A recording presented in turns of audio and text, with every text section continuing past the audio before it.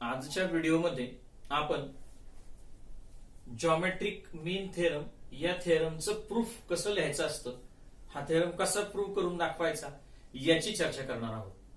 चला तर मग आज जॉमेट्रिक मीन या शब्दाचा तरी नेमका अर्थ काय आणि हा शब्द नेमका आपल्याला कोणत्या स्टँडर्ड मध्ये गेला होता, याचा परिचय कधी झाला होता आणि त्या शब्दाचा वापर करून right angle triangle Pythagoras theorem हे ज्या चॅप्टरचं नाव आहे त्या चॅप्टरच्या नावावर लगेच लक्षात येतं की पायथागोरस थेरम म्हटलं की हा राईट अँगल ट्रायंगल साठी लागू पडतो. मग राईट अँगल ट्रायंगल साठी सिमिलॅरिटी हा आपण अभ्यासलेला अगोदरचा भाग आणि नवीन येऊ घातलेला जॉमेट्रिक मीन हा शब्द, या तीन शब्दांची एकमेकांशी सांगड घालणारा, हे शब्दांचा संबंध जुळवणारा असा जो थेरम आपल्याला अभ्यासायचा आहे त्या थेरमचं नाव आहे जॉमेट्रिक मीन थेरम. आणि हा थेरम कसा प्रूव्ह करायचा असतो हे आता आपण पाहू.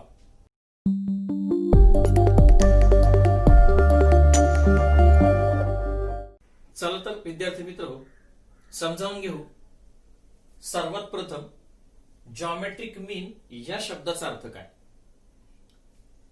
इयत्ता 6वी-7वी मध्येच आपण रेशो अँड प्रपोर्शन हे प्रकरण अभ्यासलेलं आहे. रेशो अँड प्रपोर्शन या प्रकरणामध्ये जेव्हा दोन रेशो हे इक्वल टू होतात किंवा इक्वल होतात, first ratio is equal to second असं ज्या क्षणाला सांगितलं जातं त्यावेळेला या लिहिल्या गेलेल्या क्रमानं ज्या चार बाबी असतात या प्रपोर्शन मध्ये आहेत असं सांगितलं जातं. यांचं नाथही असंच आहे. समजा यांना आपण क्रमानं ए बी सी डी असं नाव दिलं तर A is to B is equal to C is to D आणि अशा अर्थाने हे लिखाण केलं जातं. एवढंच काय, A upon B is equal to C upon D असंही हे लिखाण केलं जातं.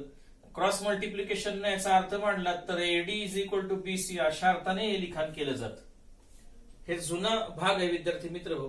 याचाच आधार घेऊन जर यदा कदाचित तुम्हाला असे चार बाबी न देता तीनच बाबींचा उल्लेख केला असेल आणि तुम्हाला सांगण्यात आलं असेल की याही सगळ्या बाबी प्रपोर्शन मध्ये आहेत तर याचाही नेमका अर्थ काय होतो. जसं चार बाबी प्रपोर्शन मध्ये असल्यानंतर फर्स्ट इज टू सेकंड पहिल्या दोन बाबींचा रेशो आणि तिसऱ्या चौथ्या बाबीचा रेशो घेऊन तो इक्वल दाखवता येतो. याच पद्धतीने आपण पूर्वी शिकलोय की जर तीनच बाबी आपल्याला देऊ केल्या असतील तर मधली जी बाब असते ही तुम्हाला डबल लिहावी लागते, पुन्हा लिहावी लागते आणि याच्यामध्ये फर्स्ट इज टू सेकंड आणि हा मिडल वाला आहे तो रिपीट केल्यानंतर पुन्हा सेकंड इज टू थर्ड हा जो रेशो आहे हा सेम येतो.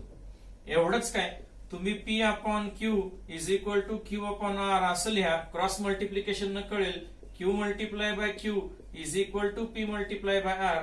क्यू मल्टिप्लाय बाय क्यू म्हणजेच Q square is equal to P multiply by R असं इक्वेशन क्रिएट होतं. चार बाबींसाठी असं असतं तर तीन बाबींसाठी असं असतं. इथेही लक्षात येईल या चार बाबी जशा प्रपोर्शन मध्ये तसे इथे या तीन बाबी प्रपोर्शन मध्ये आहेत आणि या तीन बाबींचं एकमेकांशी सांगणारं नातं सांगणारं इक्वेशन तुमच्या समोर आहे. याच्यामध्ये मिडल पोर्शन म्हणजे मिडलला असणारी जी बाब असेल ही मिडलला असणारी बाब हिचा जर स्क्वेअर केला तर तो स्क्वेअर राहिलेल्या ज्या दोन बाबी असतात त्यांच्या मल्टिप्लिकेशन एवढा येतो. आज तुम्हाला हेच मला सांगायचंय की जेव्हा तीन बाबी प्रपोर्शन मध्ये दिल्या जातात तेव्हा मधल्या बाबीचा, मधली जी बाब दिली जाते तिचा स्क्वेअर इतर दोघांच्या मल्टिप्लिकेशन एवढा येतो आणि अशा वेळेला ही जी सेंटर पोझिशनला मांडली गेलेली बाब आहे याला म्हणतात जॉमेट्रिक मीन. आणि हा कोणाचा, तर रिमेनिंग ज्या दोन बाबी आहेत त्या दोघांचा ही सेंटर पोझिशनला मांडलेली बाब ही जॉमेट्रिक मीन असते. थोडक्यात काय, जॉमेट्रिक मीन हा शब्द कुठे वाचण्यात आला तर लगेच लक्षात आलं पाहिजे की ही जॉमेट्रिक मीन म्हणून असणारी जी कोणती बाब आहे तिचा स्क्वेअर हा राहिलेल्या कोणत्या तरी दोन बाबींच्या मल्टिप्लिकेशन एवढा आल्याशिवाय राहणार नाही आणि ज्याचा स्क्वेअर करू यालाच आपण जॉमेट्रिक मीन असा शब्द वापरणार आणि ही बाब जॉमेट्रिक मीन म्हणून गृहीत धरणार ही राहिलेल्या दोन बाबींचा. चला तर मग या थेरम मध्ये असंच काही घडतंय का, जॉमेट्रिक मीन या शब्दाचा नेमका अर्थ हा असाच निघतोय का हे पाहायला सुरुवात करू. वाचूया तर ह्या थेरमचं स्टेटमेंट की ज्याच्यामध्ये खरंच जॉमेट्रिक मीन हा शब्द आलाय का आणि त्याचा राईट अँगल ट्रायंगल, सिमिलॅरिटी या सगळ्यांशी काही संबंध आहे का पाहूया तर मग चला वाचूया थेरमचं स्टेटमेंट. जसा अर्थ लागत जाईल तशी आपण आज काय करूया, या थेरमला साजेशी डायग्राम काढायला सुरुवात करू. चला तर मग डायग्राम ड्रॉ करू. In right angle triangle. पुन्हा विद्यार्थी मित्र, पुन्हा राईट अँगल ट्रायंगल म्हणजे आपण याच्या आधीच्या थेरम्स मध्ये सुद्धा अशीच राईट अँगल ट्रायंगलची एक डायग्राम काढली होती. इथेही आपण एक राईट अँगल ट्रायंगल काढू, ज्याला ABC असं नाव ठेवू, की ज्याच्यामध्ये B हा 90 डिग्री असेल, म्हणजे हा आता राईट अँगल ट्रायंगल झाला असं म्हणायला हरकत नाही. In right angle triangle the perpendicular segment to the hypotenuse from the opposite vertex. याचाच अर्थ असा, हायपोथिनियसच्या अपोजिट असणाऱ्या व्हर्टेक्स कडून हायपोथिनियस वर एक परपेंडिक्युलर सेगमेंट काढायचा आहे, की ज्याला आपण याच्या पूर्वीच्या थेरम मध्ये अल्टिट्यूड असं संबोधलंय. तोच आहे, वेगळा कोणता नाही. जर आपण हा परपेंडिक्युलर असा सेगमेंट ड्रॉ केला, हा सेगमेंट ड्रॉ केला की हायपोथिनियसला जिथं ज्या पॉइंट मध्ये टच होईल तो पॉइंट ऑफ कॉन्टॅक्ट आहे, त्याला आपण D असं नाव देऊया. असा हा सेगमेंट, की जो सेगमेंट हायपोथिनियसवर अपोजिट व्हर्टेक्स मधून ड्रॉ केलेला आहे, की ज्याचं नाव सेगमेंट BD आहे.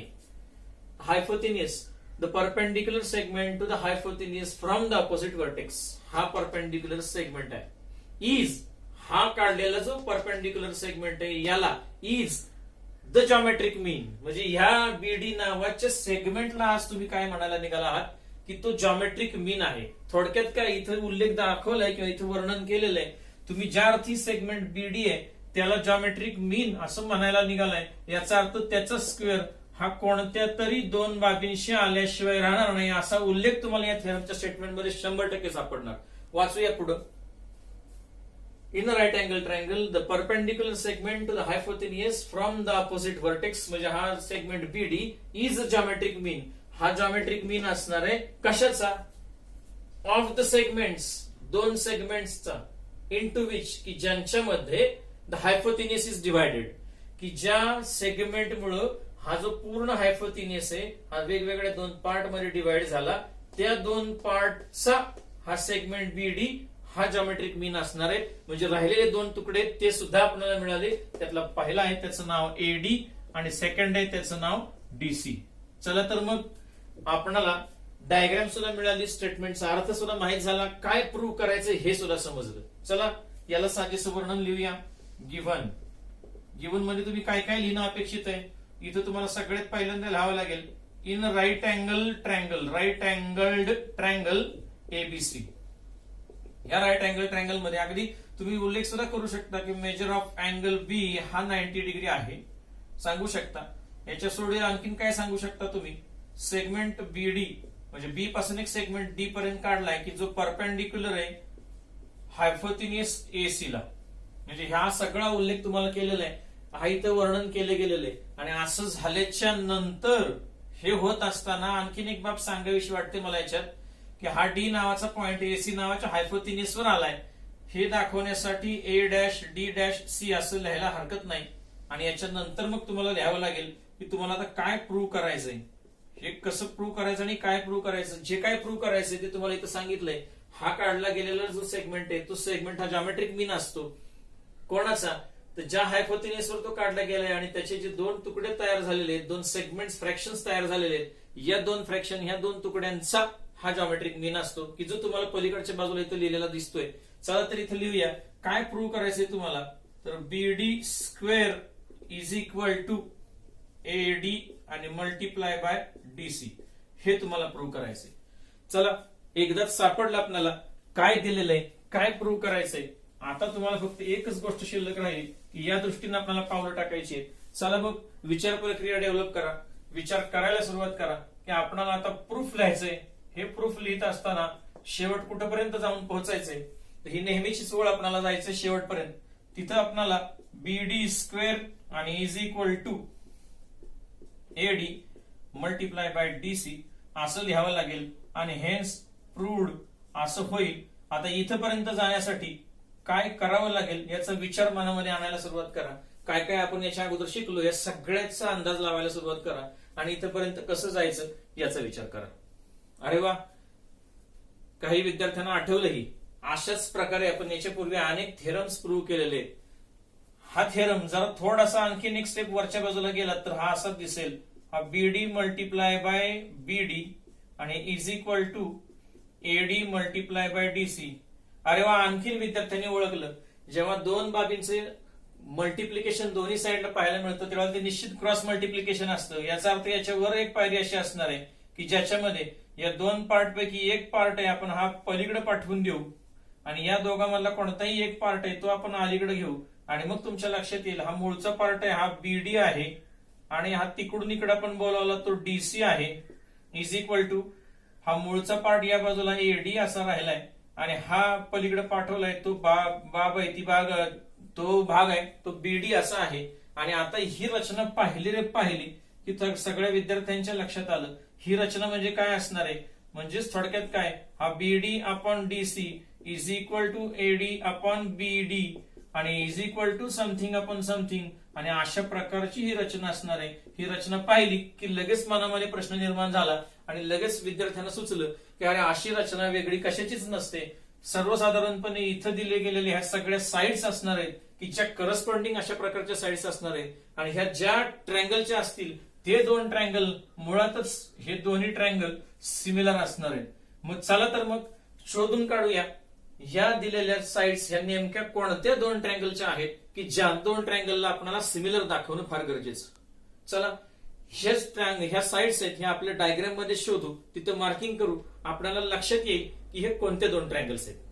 ओळीने जाऊया. सर्वप्रथम बीडी आपल्याला माहिती आहे इथं बीडी सापडतोय का बघा. अरे वा, हा सेगमेंट जो आपण हायपोथिनियसवर परपेंडिक्युलरली ड्रॉ केलाय तो सेगमेंट आपल्याला सापडला बीडी. त्याच्यानंतर क्रमांक जाऊया डीसी. अरे वा, इथं हाही आपल्याला सेगमेंट सापडला डीसी. त्याच्यानंतर आपण जाऊया एडी. हाही आपल्याला सापडला हायपोथिनियसचा वरचा पार्ट. त्याच्यानंतर बीडी. अरे वा, बीडी हा डबल पुन्हा आला, दोन वेळेला हा बीडी नावाचा भाग परत आला. मग आता विचार करा, हे चार तुकडे पाहिल्याच्या नंतर असं लक्षात येते का बघा की हे चार तुकडे विचारात घेतले असता हे कोणत्या वेगवेगळ्या दोन ट्रँगल्सचे. बरोबर आहे विद्यार्थी मित्र. आपण याच्या आधी शिकलेल्या तुम्ही थेरम जर अभ्यासला असेल आणि हे व्याख्यान किंवा हा व्हिडिओ जर आवर्जून पाहिला असेल याचा जर स्टडी केला असेल तर निश्चितपणाने तुम्ही याच्यामध्ये सांगू शकाल की हे खुणा केलेले सगळे ज्या साइड्स आहेत त्याच्यापैकी या दोन साइड एडी आणि बीडी ह्या या फर्स्ट ट्रँगलच्या आहेत आणि बीडी आणि डीसी ह्या सेकंड ट्रँगलच्या आहेत. आणि तुम्हाला सगळ्यांना लक्षात सुद्धा आलं विद्यार्थी मित्र की तुम्ही फर्स्ट आणि सेकंड हा ट्रँगल याच्या अगोदरच्या थिअरम मध्ये की ज्या थिअरम मध्ये राईट अँगल ट्रँगल मध्ये सिमिलॅरिटी नावाची प्रॉपर्टी कशी वापरली जाते. आणि by similarity we can say that in right angle triangle if the altitude is drawn on hypotenuse and if you get the two parts or two new triangles, then these two triangles and the original triangle, the three triangles are similar to each other. म्हणजेच काय तर एखाद्या right angle triangle मध्ये जर आपण हायपोथिनियस वर altitude drawn केला तर या अल्टिट्यूड ड्रॉन करण्यामुळे या राईट अँगल ट्रँगलचे दोन नवीन ट्रँगल निर्माण होतात, क्रिएट होतात आणि मूळचा एक ट्रँगल त्या राईट अँगल ट्रँगल असतो. असे तीन ट्रँगल असतात. हे तीनही ट्रँगल हे एकमेकांना ऑलरेडी काय असतात तर हे तीनही ट्रँगल्स हे एकमेकांना सिमिलर असतात. हे याही आधी आपण प्रूव्ह केलेलं आहे. मग याच थेरमचा आधार जर घेतला तर सगळ्या विद्यार्थ्यांना लक्षात येईल हा फर्स्ट नंबरचा किंवा हा फर्स्ट नंबरचा जो पार्ट आहे हा एडी नावाचा जो ट्रँगल हा एडीबी नावाचा जो ट्रँगल आहे हा ट्रँगल. आणि पुन्हा पाहाल तर लक्षात येईल तुम्हाला की परत हा ट्रँगल असा ड्रॉ करतो इथं. मग लक्षात येईल तुम्हाला की हा बी दुसरा जो ट्रँगल आपल्याला विचारात घ्यायचा आहे हा बी, इथं सी आणि हा परपेंडिक्युलर ड्रॉ केल्यामुळे हा डी. याचाच अर्थ असा आहे की हा पार्ट मी पुसतो, हा फर्स्ट वरच्या बाजूचा पार्ट आहे हा, त्याच्यानंतर हा सेकंड ड्रॉ केलेला हा तळातला वेगळा अँगल आहे आणि हे दोन सिमिलर असतात हे यापूर्वीच आपण प्रूव्ह केलेलं आहे. म्हणजे जर हे दोन सिमिलर असतील हे यापूर्वी अगोदर प्रूव्ह केलं असेल तर त्याच गोष्टीचा आधार घ्या. या दोघांची नावं लिहा. या दोघांची नावं लिहिता येतात का बघा. याच्यामध्ये आपण नाव लिहिताना सगळ्या विद्यार्थ्यांना आता माहित झालंय याच्या अगोदरच्या थिअरम मध्ये आपण राईट अँगल ट्रँगल मध्ये हायपोथिनियसवर अल्टिट्यूड काढला तर या हायपोथिनियसवर अल्टिट्यूड काढल्याच्या नंतर जेव्हा आपणाला हे तिन्ही ट्रँगल्स आहेत ह्या तिन्ही ट्रँगल्सचे करस्पॉन्डन्स लिहायची वेळ येते तेव्हा सगळ्यांना माहिती आपण याचं मार्किंग एक ठरवून घेतलं होतं. मूळच्या राईट अँगल ट्रँगल मध्ये कोणताही एक अॅक्युट अँगल किंवा एक अॅक्युट अँगल तिथून सुरुवात करा, दुसऱ्या अॅक्युट अँगल पर्यंत पोहोचा. हे पोहोचण्यासाठीचे दोन मार्ग काढले होते. एक मोठा मार्ग होता मूळच्या ट्रँगल साठीचा आणि त्याच्यानंतर आपण हे दोन मार्ग काढले होते आणि असे या डायरेक्शन मध्ये काढले गेले होते. हे आठवत आहेत का बघा? हे आठवलं असेल तर लक्षात येईल विद्यार्थी मित्र. हा फर्स्ट ट्रायंगल आहे, हा सेकंड ट्रायंगल आहे. हे दोन्ही आपल्याला सिमिलर यापूर्वी आपण दाखवलेले आहेतच. त्याच प्रॉपर्टीचा आधार घ्या, हीच प्रॉपर्टी डोळ्यासमोर आणा. याच प्रॉपर्टीचा आधार घेऊन आपण सहजपणाने काय सांगू शकतो, तर या ठिकाणी राईट अँगल ट्रायंगल मध्ये क्रिएट झालेले हायपोथिनिसवर अल्टिट्यूड ड्रॉ केल्यामुळे क्रिएट झालेले दोन ट्रायंगल हे एकमेकांशी सिमिलर असतात, हे आपण सहजपणाने सांगू शकतो. या विधानाचा आधार घेऊन फर्स्ट आणि सेकंड ट्रायंगल सिमिलर आहे सांगता येईल. आणि एवढंच काय, यांची सिमिलरिटी लिहिताना सुद्धा आपल्याला अगदी व्यवस्थितपणाने लिहिता येईल. यांची नावं आता आपल्याला लिहायला सापडलंय की 1 to 1 करस्पॉन्डन्स कसा लिहायचा. फर्स्ट ट्रायंगलचं नाव लिहूया, ट्रायंगल ए, नंतर हा डी आणि हा बी. अँड आता ह्या ट्रायंगलचं नाव लिहिताना लिहूया, ट्रायंगल बी डी सी. नाव सापडलं आपल्याला, बी डी सी लिहूया, triangle B D C. Similarity लिहित असताना 1 to 1 करस्पॉन्डन्स हा फार महत्वाचा, हा कधी चुकवायचा नाही. हा चुकला नाही तर आठवणीनं तुम्हाला ह्या दोन गोष्टी सहजपणाने लिहिता येतात.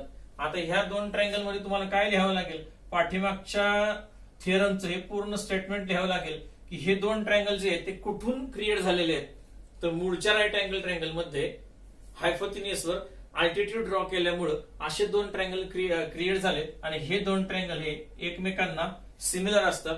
आणि या विधानाचा आधार घेऊन तुम्ही डायरेक्ट इथे लिहू शकाल, triangle A D B is similar to triangle B D C. आणि एकदा का हे सिमिलर झाले रे झाले, या विधानाचा आधार घेऊन हे सिमिलर झाले की तुम्ही त्यांच्या करस्पॉन्डिंग साइड्स आहे, त्या करस्पॉन्डिंग साइड्स यांचा रेशो सेम असतो हे दाखवायला रिकामी झाला. चला तर यांच्या करस्पॉन्डिंग साइड्स लिहूया. याची करस्पॉन्डिंग साइड एडी असेल, त्यावेळेला याची करस्पॉन्डिंग पहिली साइड आहे तिचं नाव बीडी आहे. सेकंड करस्पॉन्डिंग साइड बघा, याची डीबी आहे. याची करस्पॉन्डिंग साइड पाहिले तर डीसी आहे.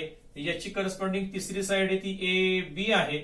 याची करस्पॉन्डिंग ही बी सी आहे. आणि हे पाहिल्यानंतर असं लक्षात आलं विद्यार्थी मित्र, आपल्याला हवा असणारा भाग तुमच्या समोर इथं आहे, असा पाहता येतोय का, हे रेशो सगळे सापडतायत का, बीडी हा सापडतोय का, डीसी हा सापडतोय का बघा, हा एडी हा सापडतोय का बघा, आणि पुन्हा बीडी. इथं बीडी नसलं तरी डीबी हे उलट लिहिलंय, नाव बदललं, डी बी लिहिलं काय आणि बी डी लिहिलं काय, बी पासून डी पर्यंत गेलं काय आणि डी पासून बी पर्यंत आला काय, सेगमेंटची लेंथ ही एकसारखीच भरते. अशा अर्थानं आपण हे दोन रेशो आपल्याला हवे असणारे वापरू शकतो. म्हणजेच काय, तर एडी अपॉन बीडी आणि इज इक्वल टू, हे नाव सरळ करून लिहितो मुद्दाम, बीडी आणि अपॉन डीसी. आणि याचा आधार घेऊन क्रॉस मल्टिप्लिकेशन केलं की तुम्हाला हा भाग मिळून जाईल. आणि BD square is equal to AD multiply by DC. थोडक्यात काय, हा बीडीचा square is equal to AD multiply by DC हे सहज लिहिता येणं शक्य आहे. आणि अशा अर्थानं हा थेरम आपण प्रूव्ह करू शकू. काहीच अवघड नाही विद्यार्थी मित्र हा थेरम लिहायला किंवा समजावून घ्यायला. ज्या विद्यार्थ्याला हे कळालं की मूळच्या राईट अँगल ट्रायंगल मध्ये हायपोथिनिसवर अल्टिट्यूड ड्रॉ केल्यामुळे क्रिएट होणारे दोन ट्रायंगल्स हे दोन्हीही ट्रायंगल्स एकमेकांशी सिमिलर असतात, हा थेरम ज्या विद्यार्थ्याला माहितीये, ही प्रॉपर्टी ज्या विद्यार्थ्याला माहितीये, त्याला हा थेरम सुटल्याशिवाय राहणार नाही. चला तर विद्यार्थी मित्र, कच्चं कामकाज आपण पाहिलंय असं लक्षात घेऊ आणि याची अचूक मांडणी तुमच्या समोर करतो, ती पाहून घ्या. आणि शक्य झालं तर त्याचा डिस्प्ले किंवा स्क्रीनशॉट हा काढून ठेवा या डिस्प्लेचा आणि नावं बदलून हा थेरम लिहायचा प्रयत्न करा. चला पाहूया अचूक मांडणी. पहा तर मग, जॉमेट्रिक मीन नावाचा जो थेरम आहे, हा थेरम प्रूव्ह केल्यानंतर अचूक पद्धतीने त्याचं लिखाण केल्यानंतर हा थेरम कसा दिसेल हा तुमच्या समोर डिस्प्ले केलेला आहे. याच्यामध्ये काय सांगण्याचा प्रयत्न केलाय की या मूळच्या एबीसी नावाच्या ट्रायंगल मध्ये जर हायपोथिनिसवर आपण अल्टिट्यूड ड्रॉन केला, एक सेगमेंट परपेंडिक्युलर काढला की ज्याचं नाव बीडी आहे, असा काढल्यामुळं इथं मूळच्या ट्रायंगल्स आहे या सेगमेंटमुळे दोन वेगवेगळ्या ट्रायंगल्स मध्ये रूपांतर होतं, दोन नवीन ट्रायंगल्स क्रिएट होतात आणि हे दोन ट्रायंगल्स आणि मूळचा ट्रायंगल हा एकमेकांना सिमिलर असतो. ही जी प्रॉपर्टी आहे ही इथं वापरली आहे. आणि ट्रायंगल एडीबी आणि क्रिएट झालेला दुसरा ट्रायंगल बीडीसी हे दोन ट्रायंगल हे या प्रॉपर्टीचा आधार घेऊन आपल्याला सिमिलर असतात हे आपल्याला डायरेक्ट सांगता येईल. हे लिखाण जरी विद्यार्थी मित्र जरा जास्त वाटत असलं तर काही विद्यार्थी टेक्स्टबुक मध्ये लिहिलेलं लिखाण फॉलो करतात, तेही लिखाण बरोबर आहे. हे एवढं सगळं वर्णन लिहित बसण्यापेक्षा यदा कदाचित तुम्ही जर असंही लिहिलं की similarity of right angle triangle ह्या एका शब्दाचा जरी वापर केला तरी तुम्ही एवढं सगळं लिखाण आहे ते वाचवू शकाल. हे एवढं सगळं लिखाण करण्याची गरज तुम्हाला लागणार नाही. परंतु तुम्हाला काही कालावधीनंतर जर हा पुन्हा थेरम वाचण्याचा प्रयत्न केला तर तुम्हाला त्याचा अर्थ लागणार नाही, थोडासा अर्थ लागावा म्हणून मुद्दाम मी हे वर्णन जास्त प्रमाणामध्ये लिहिलेलं आहे. हे तुम्हालाही लक्षात येईल की कोणत्या ट्रायंगल मध्ये काय काय केलेलं आहे आणि कसे दोन ट्रायंगल आपण सिमिलर दाखवले, त्यांच्या साईड्स कशा करस्पॉन्डिंग घेतलेल्या आहेत. त्याच्यापैकी आपल्याला ही जी साईड आहे थर्ड साईडची पेर ही आवश्यक नव्हती आणि म्हणून आपण फक्त याच दोन साईडच्या पेर आहेत तेवढ्याचाच विचार केला आणि मग क्रॉस मल्टिप्लिकेशन करून बीडी मल्टिप्लाय बाय डीबी, हे डीबी आणि बीडी सेमच आहे त्याचा स्क्वेअर आला आणि अशा अर्थाने आपण हे प्रूव्ह करू शकलो BD square is equal to AD multiply by DC. या बीडीलाच जॉमेट्रिक मीन म्हणतात कारण आपण जॉमेट्रिक मीन याच्यापूर्वी पाहिलेला आहे. जॉमेट्रिक मीन जो असतो त्याचा स्क्वेअर केल्यानंतर तो राहिलेल्या दोन ज्या पार्ट असतात त्यांच्या मल्टिप्लिकेशन एवढा येतो. म्हणजे इथं बीडी हा जॉमेट्रिक मीन आहे, हा सेगमेंट जॉमेट्रिक मीन आहे असं इथं लिहिलं गेलेलं आहे ना. अशा अर्थानं थेरम प्रूव्ह करून दाखवलाय आणि ज्याचं लिखाण पण केलं गेलेलं आहे. तर असं लिखाण तुम्हाला करायला हरकत नाही विद्यार्थी मित्र. मुद्दामच मी हे दोन ट्रायंगल तुमच्या समोर आवर्जून ज्यादा समोर काढलेले आहेत. हे काढण्याची परीक्षेमध्ये गरज नाही, हे तुमच्या माहितीसाठी काढलेले आहे. गिव्हन टू प्रूव्ह आणि प्रूफ हे कसं लिहायचं, हा थेरम प्रूव्ह करत असताना कुठेही आपल्याला कन्स्ट्रक्शन करण्याची गरज निर्माण झाली नाही आणि ही गरज निर्माण झाली नाही म्हणून या थेरम मध्ये कुठेही कन्स्ट्रक्शन आलं नाही. एवढंच काय, याच्या अगोदरच्या थेरम मध्ये सुद्धा आपल्याला कन्स्ट्रक्शनची गरज लागली नाही. म्हणजे विद्यार्थी मित्र तुम्हाला लक्षात आलं असेल, विचार करत गेलात आणि गरज निर्माण झाली तरच कन्स्ट्रक्शनची गरज असते आणि अन्यथा आपण कन्स्ट्रक्शन काढण्याच्या नादाला लागू नका, पाठांतर तर अजिबातच करू नका. अशा पद्धतीने हा थेरम तुमच्यासमोर मांडण्याचा आणि समजावून देण्याचा प्रयत्न केलेला आहे. हा थेरम याचं प्रूफ जर तुम्हाला समजला असेल तर हा व्हिडिओ लाईक करा, शेअर करा आणि सबस्क्राईब करा. आजच्या दिवसासाठी थांबूया विद्यार्थी मित्र. धन्यवाद.